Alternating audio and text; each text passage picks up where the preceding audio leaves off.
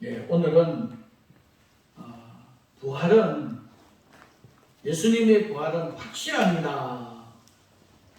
여러분 믿으시지요? 사람이 어떤 일을 하고자 할 때에 확신이 있으면요 계속 진행할 수 있습니다. 그러나 확신이 없으면 아무것도 할 수 없습니다. 한 걸음도 전진할 수가 없습니다. 그래서 이 확신이라고 하는 것은 확실한 믿음을 의미합니다. 확실한 믿음이 있으면 어떤 일이든지 두렵지 않습니다. 우리가 복음을 전할 때에 예수님이 부활하셨음을 확신하는 사람은요 그 부활신앙을 가지고 복음을 전합니다. 당당하게 전합니다. 왜 그렇습니까? 예수님의 부활은 우리가 일반적으로 생각하는 그런 개념이 아닙니다. 굉장히 중요합니다.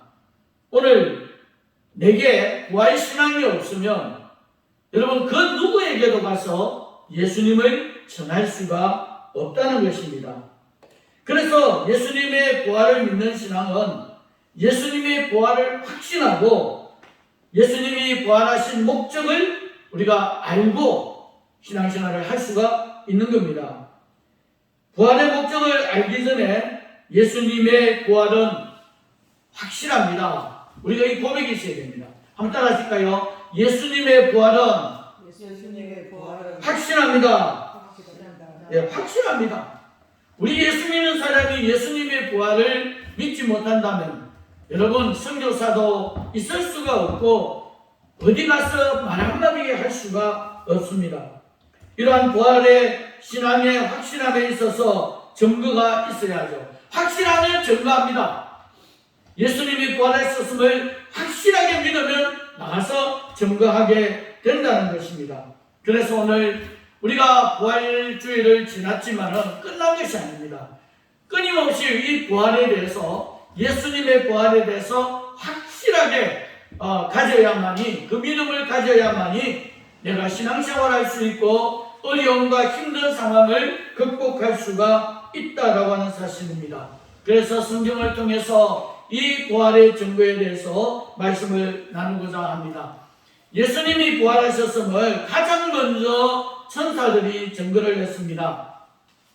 마태복음 28장 5절에서 7절의 말씀을 보면 천사가 여자들에게 말하여 이르되 너희는 무서워하지 말라. 십자가에 못 박히신 예수를 너희가 찾는 줄을 내가 아노라. 그가 여기 계시지 않고 그가 말씀하시던 대로 살아나셨느니라. 와서 그가 누우셨던 것을 보라. 또 빨리 가서 그의 제자들에게 이르되 그가 죽은 자 가운데서 살아나셨고 너희보다 먼저 갈릴리로 가시나니 거기서 너희가 배우리라 하라. 보라 내가 너희에게 일렀느니라 하거늘. 지금 잘 보십시오. 예수님의 부활을 예수님을 만나러 갔던 사람들 중에 이 여인들이요 찾아왔을 때 천사가 뭐라고 했습니까? 너희는 무서워하지 말라. 여러분 예수님을 믿는 사람들은요 무서워하지 않습니다. 그러니까 어떤 상황이 내 앞에 있다 할지라도 그 부활신앙을 믿는 성도들은 예수님의 이름으로 기도할 때에 여러분 그 문제가 해결이 되어지는 것입니다. 그리고 천사들이 뭐라고 이야기했습니까? 거기서 너희가 배우리라 하면서 뭐라고 이야기합니까? 보라 내가 너희에게 일렀느니라. 이 성경대로입니다. 천사들이 지금 예수님의 부활하심을 여인들에게 말하였습니다. 일렀다. 증거했다. 그래서 너희는 빨리 가서 제자들에게 알리라. 그렇게 고백을 합니다. 가르칩니다. 예수님이 죽으시고 살아나셨음을 가장 먼저 천사들이 증거하셨음을 우리는 볼 수가 있습니다. 이 예수님의 부활하심은 예수님이 살아 계실 때 말씀하신 대로 3일 만에 하나님이 살리셨습니다. 이 부활의 소식은 먼저 주님과 제일 가까웠던 제자들에게 전해지도록 여인들에게 명령되었습니다. 여러분 왜 가장 먼저 가까웠던 지난날 복음을 전할 때 가까웠던 제자들에게 먼저 알리라고 하셨을까요? 비록 예수님이 십자가에 못 박혀 죽으셨을 때에 도망은 갔지만 이제 제자들은 주님의 부활의 증인으로 세움을 받은 것입니다. 너희들이 제자들에게 전해야 할 말은 예수님께서 죽은 자 가운데서 살아나셨다라고 하는 사실입니다. 여러분, 이 말씀은 예수님이 나셨음을 증거할 때가 옵니다. 제자들에게. 언제입니까? 나중에 보면은 성령 충만을 받은 후에 비로소 예수님이 부활하셨음을 만 백성들에게 증거하는 제자들이 되었다라고 하는 겁니다. 이러한 사실을 볼 때에 모든 것을 성경대로 우리에게 알려주고 있습니다. 그리고 두 번째로 무덤을 지키던 파수꾼들의 증거입니다. 마태복음 28장 11절에 여자들이 갈 때 경비병 중 몇이 성에 들어가 모든 된 일을 대제사장들에게 알리니라고 했습니다. 지금 파수꾼들은요, 책임자인 빌라도의 군병이 아니고 대제사장들이 보낸 군병인 것 같아요. 파수꾼인 것 같아요. 그래서 이들이 제일 먼저 빌라도에게 가지 않고 누구에게 갔습니까? 대제사장들에게 갔습니다.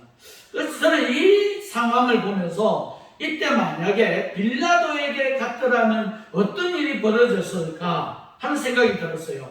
왜냐하면 빌라도는 어쩔 수 없이 사형 선고를 내렸지만 그는 예수님이 죄가 없다라고 했거든요. 죄를 보지 못했다라고 했거든요. 그래서 지금 이 상황을 봤을 때는 사내들인 공인들에게 이렇게 보냈거든요. 그들에게 맡겼기 때문에 이제 이 파수꾼이 어디로 갔습니까? 대제사장들에게 갔습니다. 여기서부터 시작이 된 것 같아요.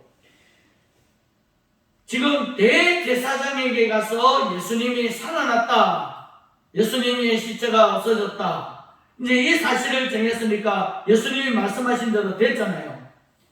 예수님이 부활하신다라고 했기 때문에 이 부활 소식을 만약에 전하지 않았더라면 모르겠지만 전함으로 인해서 지금 대제사장들은 이제 걱정입니다. 예수님이 말씀하신 대로 되었네. 이제 이런 사실에 두려운 거죠. 쉽게 말하면 인기가 이제 떨어지는 거죠. 이제 이 사실에 지금부터 이제 대제사장들은 이 파수꾼 경비에게 이제 돈을 주면서부터 이제는 작업을 합니다. 예수님의 제자들이 실제로 훔쳐갔다 하라. 이때부터 문제를 일으키기 시작하게 되는 것입니다. 그래서 세 번째는 원수들의 의논과 거래가 생겨난 겁니다. 쉽게 말하면 도난설이죠. 이제 이게 어떻게 해서 이렇게 됐냐면 마태복음 28장 12절에서 15절의 말씀을 전가하고 있습니다. 이르되 장로들과 함께 모여 의논하고 군인들에게 돈을 많이 주며 이르되 너희는 말하기를 그의 제자들이 밤에 와서 우리가 잘 때에 그를 도둑질하여 갔다 하라. 만일 이 말이 총독에게 들리면 우리가 권하여 너희로 근심하지 않게 하리라 하니 군인들이 돈을 받고 가르친 대로 하였으니 이 말이 오늘날까지 유대인 가운데 두루 퍼지니. 이게 도둑설입니다. 예수님의 제자들이 예수님의 실제를 훔쳐갔다. 그리고 부활했다라고 지금 이제 소문을 퍼뜨리게 되는 사건이 벌어지는 겁니다. 근데 이 사건은요, 예수님의 부활 사건은 대제사장들이 우려했던 사건입니다. 부활을 목격은 못했지만 그 증거들에 대해서 들었을 것입니다. 그래서 예수님의 부활 사건은 진짜일지도 모르겠다, 그렇게 생각하고 있기 때문에 지금 이 대제사장들이 이런 죄를 범하게 되는 것이지요. 그래서 사기극으로 꾸미기로 의논을 합니다.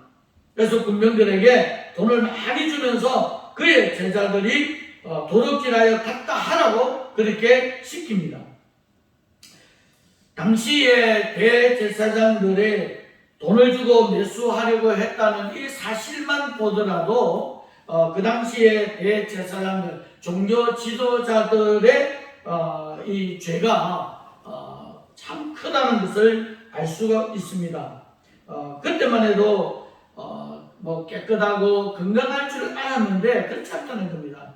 이 종교 지도자들도 부패했다라고 하는 이 사실을 오늘날 우리에게 보여주고 있습니다.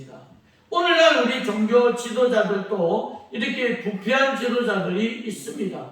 종교 지도자들뿐만 아니라 오늘날 이 많은 지도자들이 부패되어 있기 때문입니다. 그래서 이게 종교 지도자들이 부패되면요, 그 나라가 힘들 수밖에 없습니다. 오늘날 한국교회 지도자들이 부패되면 될수록 그 나라는 쉽게 말하면 망해져 가는 것입니다. 이러한 사실을 성경에서는 우리에게 잘 보여주고 있습니다. 그렇기 때문에 예수님의 부활을 어떻게 도둑질해 갔다, 도둑설, 물론 믿진 않지만 오늘날 그 말도 퍼져 있습니다. 예수님이 다시 재림하셔야만이 어쩌면 그 문제가 해결될는지 모르겠습니다. 그리고 네 번째 증거입니다. 빈 무덤입니다. 빈 무덤. 요한복음 20장 1절에서 19절의 말씀을 쭉 보면요, 안식 후 첫날에 일찍이 아직 어두울 때에 막달라 마리아와 다른 마리아들이 찾아갔습니다. 그래서 무덤에 가서 무덤이 열려있는 것을 보고 두려워합니다. 그때 천사들이 나타납니다. 천사들이 합니다. 여자들에게 너희는 두려워하지 마라. 너희는 두려워하지 마라. 예수님과 가까이 지내는 사람은요, 세상에 어떤 일에도 두려워하지 않습니다. 예수님을 모르는 사람이 두려워합니다. 여러분, 우리가 지금 두려워해야 할 이유가 무엇입니까? 어떤 상황이 부딪힌다 할지라도 우리는 두려워할 이유가 없습니다. 그래서 천사가 여자들에게 가서 제자들에게 알리라고 했을 때에 그 소식을 들은 시몬 베드로는요, 적가 옵니다. 이 성격이 좀 급하잖아요. 그래서 적가 와서, 그것도 요즘 말하면 빨리 달려와서 예수님을 봅니다. 역시 예수님이 계시지 않습니다. 근데 그 상황을 봤을 때에 예수님이 입고 있던 옷, 그리고 모든 것들이 그대로 놓여있는 것을 보고 예수님이 살아나셨다라고 하는 사실을 발견하게 됩니다. 그래서 예수님의 제자들이 그 무덤에 가서 보고서야 비로소 예수님이 살아나셨음을 믿게 되었다라고 하는 것을 성경에 우리에게 말씀을 하고 있습니다. 그래서 이 빈 무덤은 예수님의 제자들이 확신하게 되는 그런 기회가 되었습니다.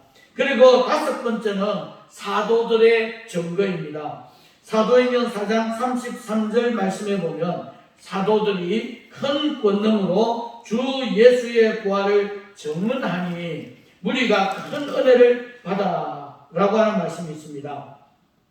사도들이 성령의 권능으로 예수님의 부활을 증언하고 있습니다. 예수님이 성령의 권능을 받지 않았을 때는 어떻게 됐습니까? 도망을 갔잖아요. 그래서 예수님이 부활하시고 난 이후에 천사들이 여자들에게, 즉시 제자들에게, 예수님과 가까이 했던 제자들에게 알려라고 그렇게 증언을 했던 것처럼 사도들은요, 성령의 충만함을 받고 난 이후에 비로소 예수님의 부활하심을 증언하게 되었습니다. 예수님이 부활하심으로써 그의 못 박히신 십자가가 구원의 표적이 되며 예수님만이 세상의 주님의 되심이 확정되어진 것입니다. 세상의 주인, 세상의 주가 되었다고 하는 겁니다. 그래서 우리는 주 예수 그리스도라고 그렇게 우리가 기도할 때 부르기도 합니다. 따라서 예수님의 부활과 오순절 성령 강림을 체험한 사도들은 초대교회에 힘있게 예수 그리스도의 부활을 중점으로 증거하게 된 것입니다. 이게 복음 중에 복음이 된 것입니다. 우리가 큰 은혜를 받았다라고 하는 말씀이 있는데요, 사도들이 복음을 전했을 때, 부활의 예수님을 증거했을 때에 그 말을 듣는 사람들이 큰 은혜를 받았다라고 하는 건데요. 사도들이 전해서 은혜를 받았다라고 하는 말씀의 개념이 아니라, 이 말씀의 개념은 은혜는 하나님으로부터, 위로부터 온다라고 하는 사실을 지금 사도들이 증거하고 있습니다. 그래서 오직 하나님의 은혜, 오직 은혜는 하나님으로부터 주어진다. 이 은혜의 주권은 하나님입니다. 그래서 우리가 신앙생활하면서 어떤 작은 일에도 하나님의 은혜임을 고백하지 않습니까? 그 고백할 때에 작은 은혜가 더 큰 은혜로 갑니다. 여러분, 지금 한번 우리가 은혜로 생각한다면 한번 고백을 해보실까요? 지금 내 몸이 참 힘들고 너무 아프다, 어쩌면 죽을 맛도 있다. 그렇지만 어떻습니까? 지금 하나님의 은혜로 내가 예배 드릴 수 있음을 기뻐하고 감사할 때에 그 작은 은혜의 감사가 더 큰 은혜의 감사로 하나님이 역사하신다라고 하는 겁니다. 그래서 사도들이 복음을 전했을 때에, 부활하신 예수님을 증거했을 때에 은혜를 받았던 그 초대 교인들이 어떻게 됩니까? 두려워하지 않았습니다. 그 은혜들이요, 두려워하지 않고 그들은 나가서 복음을 전합니다. 심지어는 복음을 전할 때에 노리는 사람들이 많이 있잖아요. 그때 뭐합니까? 물고기를 그리면서 서로 암호를 합니다. 그래서 물고기를 땅에 그리면 우리가 우리 예수 믿는 사람이구나, 부활한 예수님을 믿는 사람이구나, 이렇게 해서 서로 협력하고 하나 되어 가는 그런 모습들을 발견하게 됩니다. 그래서 모든 은혜는 하나님으로부터 옵니다. 우리가 지금 우상을 섬기는 사람, 미신을 섬기는 사람들은 그 은혜가 거기서 온다고 생각하잖아요. 그래서 너무나 불쌍한 거예요. 모든 은혜는 하나님으로부터 온다는 사실을 우리는 결코 잊어서는 안 됩니다. 그래서 부활을 믿는 신앙은, 이 부활을 믿는 신앙이 초대교회 부흥이 일어나게 된 것입니다. 믿는 우리가 한 마음과 한 뜻이 되어서 서로 나누고 서로 함께 할 수 있었습니다. 하나님의 은혜를 입은 초대교인들은 복음을 전하는 것을 두려워하지 않았습니다. 심지어는 자기가 가지고 있는 재물을 자기 것이라고 생각하지 않고 자기의 재물을 사도들 발 앞에 두었습니다. 그래서 사도들은 그 모든 재물을 가난한 자들에게 나누어 주었다. 그래서 이 초대교회는 우리가 꿈꾸는 교회지만은 그 초대교회는 좀 가난한 사람이 없었대요. 요즘은 어떻습니까? 정말 내 재산을 받아서 가난한 자들에게 나누어 주는 사람이 있을까요? 아니면 또 내가 죽을 때에 내 재산을 하나님 앞에 드리는 사람이 얼마나 있을까요? 지금은 자기 것은 내 것이라고 생각하고 살아갑니다. 그러나 부활신앙을 믿는 사람들은 소망을 어디에 둡니까? 하늘에 두는 거예요. 하나님의 나라에 소망을 두기 때문에 이 땅에서는 모든 것이 하나님의 은혜로 살아왔기 때문에 모든 것을 하나님께 은혜로 돌리고 살아갑니다. 그렇기 때문에 이 땅에서의 고통과 고난과 슬픔과 괴로움을 우리는 하늘의 소망을 두고 살아가기 때문에 우리는 그 두려움을 이길 수가 있습니다. 부활신앙을 가진 사람은 여러분 그 믿음으로 기도할 때에 우리의 고통이 떠나가는 줄로 믿습니다. 그래서 우리도 정말 하나님께서 우리에게 말씀하셨던 것처럼 사도들의 증거자처럼 우리도 사도자들처럼 증거하는 그런 신앙이 되었으면 좋겠습니다. 마지막으로 구름같이 허다한 증인이 있다 그랬습니다. 고린도전서 15장 6절에 그 후에 500여 형제에게 일시에 보이셨나니 그 중에 지금까지 대다수는 살아있고 어떤 사람은 잠들었으며. 여러분 여기에서 잘 보시면요, 두 가지를 우리가 볼 수 있는데, 한 가지는 500여 형제에게 라고 했습니다. 이 말은 부활을 목격한 사람이 500명이다 라고 기록하고 있는 것은 예수님의 부활의 확실성을 명백히 하는 말입니다. 그 당시에 아마도 많은 사람들이 모여들었잖아요. 그죠? 우리가 500의 기적을 보면서 많은 사람들이 모여들었던 것처럼 아마도 그 당시에 많은 사람들이 예수님의 그 부활의 장면을 목격했다라고 그렇게 볼 수가 있고, 그 다음에 그 중에 지금까지 대다수는 살아있다라고 하는 이 말의 의미를 우리가 본다면, 지금까지 우리 많은 사람들이 전해져 왔잖아요. 그 육신의 어떤 사망을 말하는 것이 아니라 지금까지 우리 많은 사람들이 살아와서 정언을 하면서 여기까지 왔습니다. 그래서 죽었다라고 하는 개념, 사망이라는 개념이 아니라 잠시 쉬고 있다라고 하는 그런 개념으로 사도 바울이 말씀을 하고 있습니다. 히브리서 12장 1절의 말씀을 보면, 이러므로 우리에게 구름같이 둘러싼 허다한 증인들이 있으니 모든 무거운 것과 얽매기 쉬운 죄를 벗어버리고 인내로서 우리 앞에 당한 경주를 하며, 여기서 구름같이 둘러싼의 그 의미는 이런 생각을 해보면 됩니다. 여러분, 경기장에 가면 어떻습니까? 그 경기장에 관중들이 빽빽하잖아요. 그때 우리가 표현할 때, 와, 오늘 경기장에 관중들이 빽빽하네, 그런 개념으로 우리가 볼 수가 있습니다. 그런 것처럼 하늘에 구름이 빽빽하게 떠 있다라고 하는 그 의미를 사도 바울이 설명을 하고 있습니다. 그런 표현으로 예수님이 부활하셨다라고 하는 것을 증언하고 있다라고 그렇게 볼 수 있습니다. 이걸 우리가 신앙적으로 본다면, 사도 바울의 영적인 의미를 본다면 자신의 머릿속에 떠오르는 수많은 믿음의 선진들을 이 같은 구름에 비유하고 있다, 그렇게 설명을 하고 있습니다. 아마 그게 맞을 것 같아요. 오늘 우리가 지금 복음을 증언하고 있지만 우리로 끝나는 것이 아니잖아요. 우리 주변에 많은 분들이 그 증언을 하고 있다는 것을 사도 바울이 해석을 하고 있습니다. 오늘 우리는 지금까지 수많은 믿음의 선진들이 예수님의 부활을 증언해 왔습니다. 이제는 지금 우리가 증언해야 할 때라고 그렇게 보여지고 있습니다. 그래서 허다한 증인들이 있으니 라고 사도 바울이 증언을 했습니다.